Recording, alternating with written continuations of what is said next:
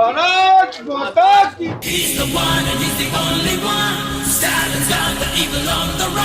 ఇప్పటిదాకా ఉన్నోళ్ళు ఏం చేయలేదు మాకు, ఇప్పుడు అనిల్ కోరుకుంటున్నాం.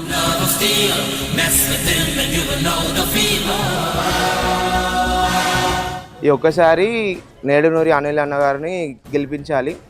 ఎందుకంటే గత ప్రభుత్వాలు అన్నీ ఏం చేశాయంటే వారి ఉన్న వాళ్ళ సభ్యులకే అన్ని మంచి పనులు కానీ ఏదైనా కానీ వాళ్ళకే అందుబాటులో ఉన్నారు. ఈయనే ప్రజల మనిషి, ప్రజల వద్ద ఉన్న మనిషి. ఏది ఉన్నా అని ఒక ఫోన్ చేస్తే వచ్చి హెల్ప్ చేసే మనిషి.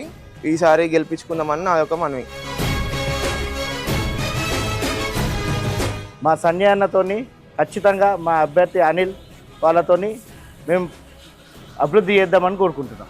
అన్న అందరికి నమస్కారం అన్న. 52 డివిజన్ ప్రజలకు నమస్కారం. నేను మీ ఎదురు అనిల్, అమ్మ కనకలక్ష్మి. 52 ప్రజలందరూ మమ్మల్ని గెలిపించాలని కోరుకుంటున్నామమ్మ. మేము మీకు అభివృద్ధి చేస్తాం.